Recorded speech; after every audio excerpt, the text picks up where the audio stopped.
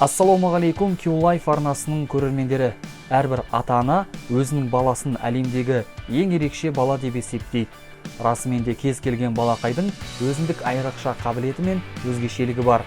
Бүгінгі топтамамызда сондай балалар жайлы айтамыз. Ал сен өзіңді ерекшемін деп санасаң, видеоға лайк бас.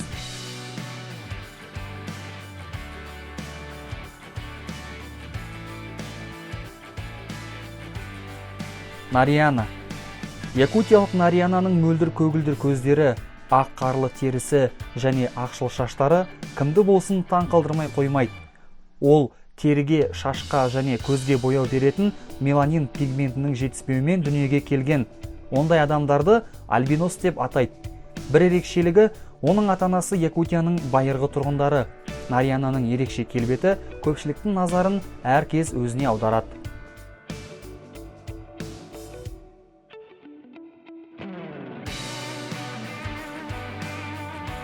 Милиана Орти.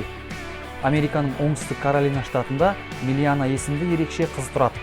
Оның өзгешелігі анасы, апасы және әжесі сынды маңдай тұсындағы ақ түсті кекілімен дүниеге келген. Бұл генетикалық ерекшелік оның отбасында 3 ұрпаққа жалғасқан екен. Қазіргі уақытта Милиананың жасы 3-те.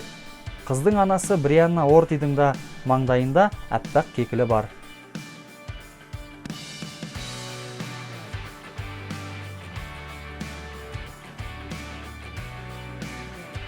Муин Бачонаев. 11 жасар Муин Бачонаев Ресейде тұрады. Оның отбасы 2010 жылы Мәскеуге Тәжікстаннан көшіп келген. Муиннің өзге балалардан ерекшелігі кірпіктерінің ұзындығы 4,5 см-ге жетеді. Мұндай ерекше келбеті бар мектеп оқушысы өзін жайлы сезінеді. Барлық балалар сынды Муинда футбол ойнағанды жақсы көреді. Әрі өскенде кәсіби футболшы болуды армандайды.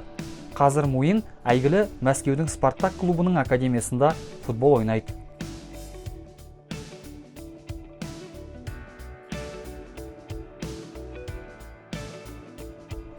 Лалит Патидар. Лалит Патидар Үндістанның Ратлам қаласында тұрады. Туғаннан бастап баланы обратин деп атайды. Өйткені оның денесі мен бетін қалың түк басқан. 13 жастағы Лалит өзінің ерекше келбетіне үйреніп кеткен. Ол өскенде полицей болуды және ұрылар мен қылмыскерлермен күресуді армандайды. Мектепте бала өте жақсы оқиды, әрі спортпен шұғылданады. Ол сыныптастармен жақсы қарым-қатынаста. Олар Лалиттің ерекше көрінісіне үйреніп қалған.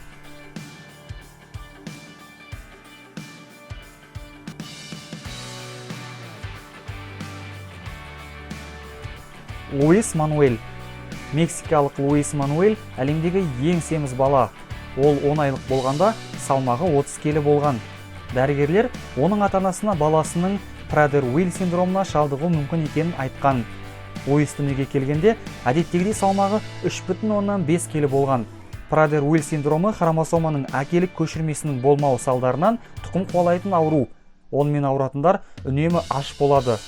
Ауру көбінесе семіздікке және екінші типті қант диабетіне әкеліп соқтырады.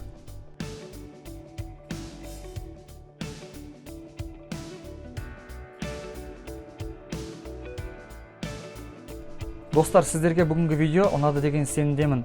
Расымен де бүгінгі топтамамыз көңілдеріңізден шығып жатса, міндетті түрде лайк басыңыздар. Және арнаға тіркеліп, жаңадан шыққан видеоны алғашқылардың бірі болып көру үшін қоңыраушаны да басып қойыңыздар. Сіздермен бірге болған Q-Life арнасы.